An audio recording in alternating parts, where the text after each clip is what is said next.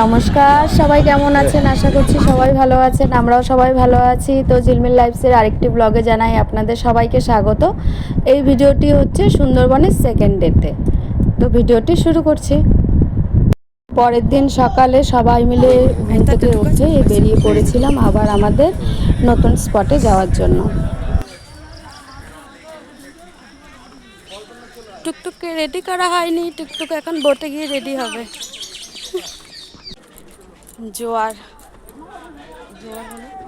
জোয়ার মানে জল বেশি হয়ে গেছে, জল বেড়েছে এখন। আমাদের বোট এইদিকে না। বোটে উঠেই আমাদের দেওয়া হয়েছিল লাল চা, আর নান্নাকেও রেডি করে দিয়েছিলাম।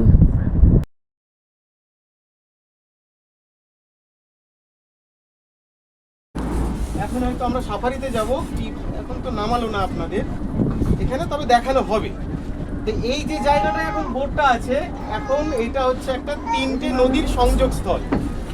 ওইদিকে একটা নদী চলে গেছে, ওই নদীটার নাম ম্যালমেলিয়া নদী। ম্যালমেলিয়া ওইটা, ওখান থেকে যদি আমরা 6 ঘন্টা ওদিকে যাই, বাংলাদেশের দিকে চলে যাব। আর এই যে নদীটায় অনেক বোট দাঁড়িয়ে আছে, এই নদীটার নাম হচ্ছে সড়কখালী নদী। এর এই দিকটাতে গ্রাম আর এই দিকটাতে জঙ্গল, এরপরে কিন্তু আর কোনো গ্রাম নেই, এইটাই লাস্ট গ্রাম। আর এই সামনের দিকে যে নদীটা, এটা হচ্ছে গোমতী নদী, এরও তাই, এইদিকে গ্রাম আর এইদিকে জঙ্গল। এরপরে কিন্তু আর কোনো গ্রাম নেই, এই লাস্ট গ্রাম। আর এখান থেকে হচ্ছে সজনেখালি থেকে স্টার্টিং হয়। আপনাদের যদি কোনো কিছু জিজ্ঞেস করার থাকে আপনারা জিজ্ঞেস করতে পারেন। তবে আজকের এই যে সময় এখন আমরা জঙ্গল সাফারিতে যাচ্ছি, বন্যপ্রাণী বিশেষ তেমন দেখতে পাবো না। কেন কি জোয়ারে দেখুন জলটা লেভেলটা অনেকটা বেড়ে গেছে। এই মেঘলা কি করবো,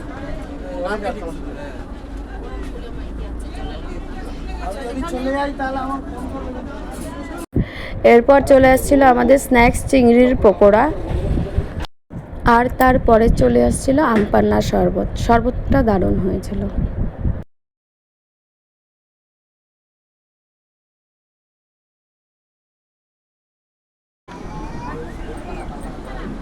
চলে আসছি দোবাকি ওয়াচ টাওয়ার।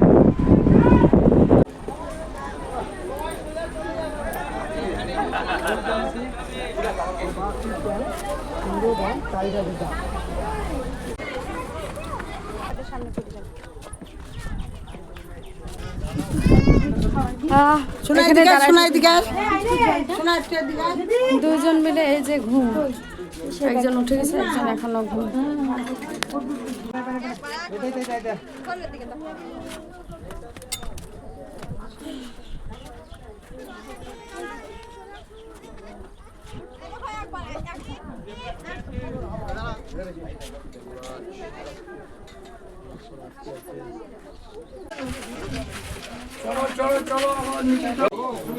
বাঘ জল খাইতে আসছে, মিঠা জল। বাঘ আসছে জল খাইতে, বাঘ আসছে, বাঘ জল খেতে। ওই যে পুকুরে মিঠা জল খাইতে আসছে বাঘ। এই যে পুকুরে বাঘ জল খাইতে আসছে।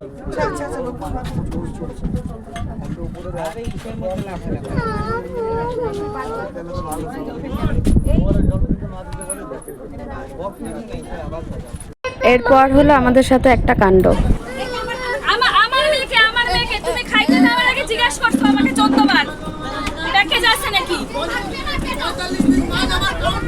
তাহলে তোমরা বলো না পয়সা কেন নাও না, পয়সা কেন নাও না তোমরা, পয়সা নাও আমার মাছ কাউন্টিং এ আছে, আমার কাউন্টিং এ আমার জীবনে মারা যাবে তাই যে যিশু আসো।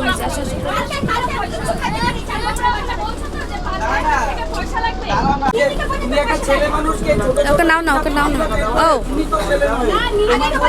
আনলিমিটেড, আগে পুরি আনলিমিটেড বলা ছিল, তাহলে পাওয়া যাচ্ছে না। আসো না,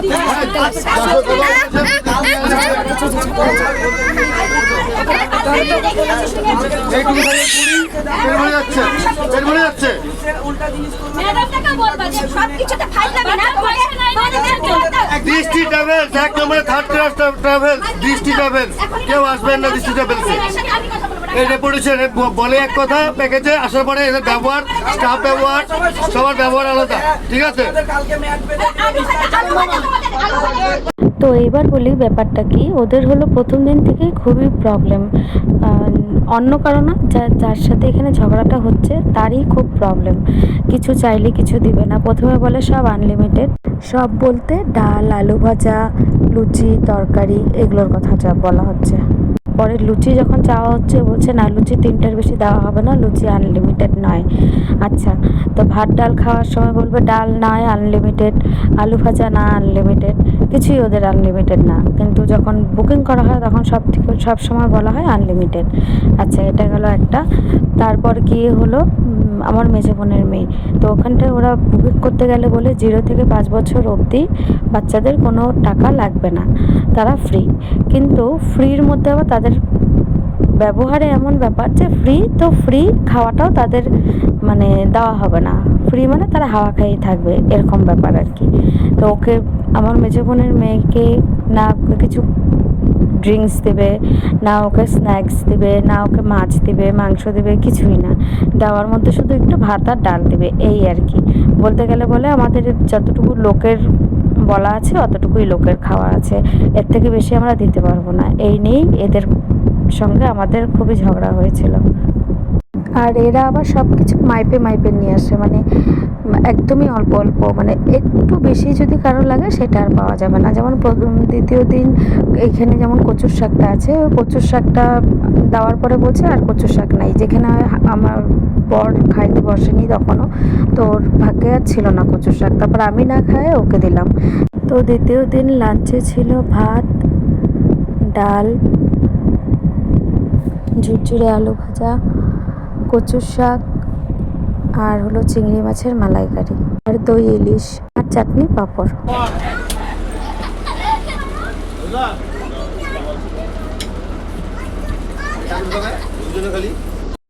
দুই ছোট ছোট ভাই বোন মিলে দুষ্টামি, একজন দিদিকে ঠিকমতো বসতে দেয় না, আর আরেকজন পাপাকে, আমাকে, আর ওর আরেকটা দাদাভাই বন্ধু হয়েছিল বোটে, ওই দাদাভাইকে।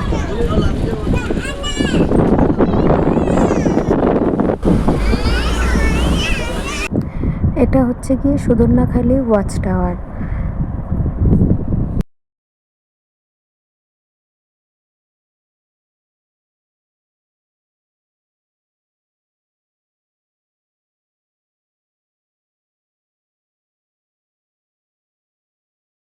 এখানে কী কী গাছ আছে সবগুলোর নাম দেওয়া, আর তার সাথে তার সায়েন্টিফিক নামগুলোও দেওয়া। হ্যাঙ্গিং ফ্রুট এটা।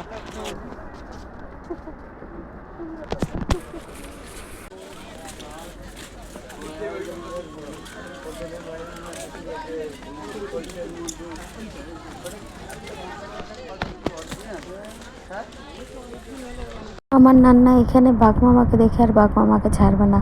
প্রথমে ভাবছিলাম মনে হয় ভয় পাবে, তারপর দেখে নিয়ে আর ছাড়বে না, না কাউকে ফটো তুলতে দেয় না কিছু, নিজেই শুধু বাঘ ধরে বসে থাকবে।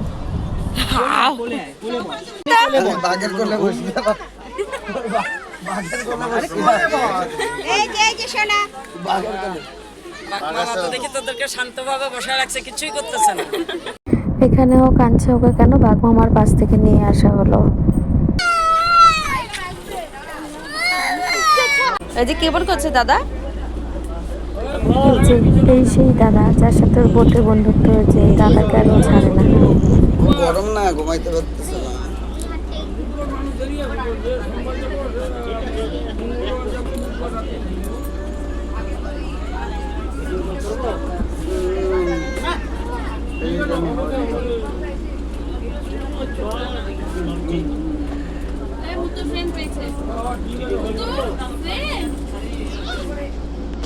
জি লাইভ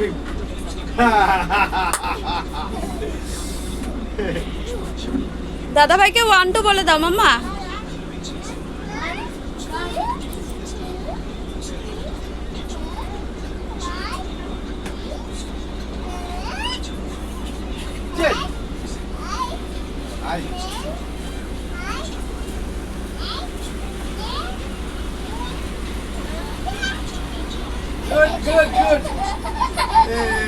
Good.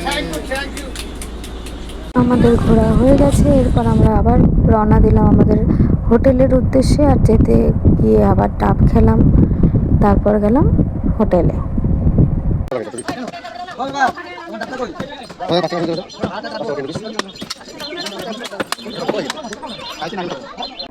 এরপর আমরা রুমে এসে ফ্রেশ হয়ে নিলাম, তারপর একটু শুয়ে তারপর আমাদের স্ন্যাক্স দেওয়া হলো সন্ধ্যাবেলা, এগ চাউমিন আর সাথে চা। এরপর শুরু হলো আমাদের ঝুমুর নাচ। খুব মজা হয়েছিল ঝুমুর নাচে।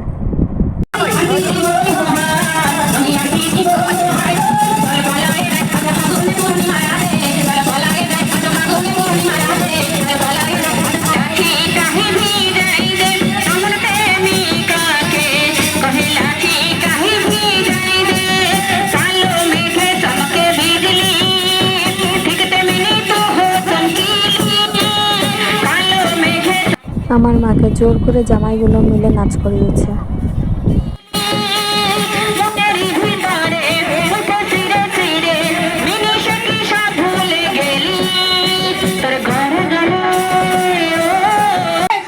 ভাই কই? ভাই কই? দেখো ভাই থেকে দেখো। গানে বা নাচে সচেষ্ট হওয়া বাবা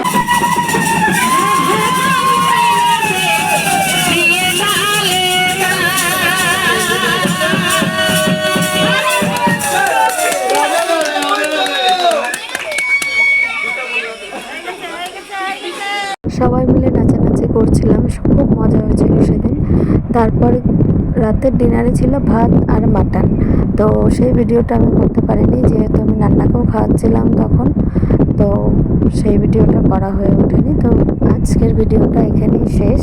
কেমন লাগলো ভিডিওটা সবাই জানাবেন, আর আমার পাশে একটা লাইক, কমেন্ট, সাবস্ক্রাইব করে পাশে থাকবেন। তাহলে আজকের ভিডিওটি এই পর্যন্তই। আজকে রাখছি, টাটা। আবার দেখা হবে এর পরের দিনের ভিডিওতে।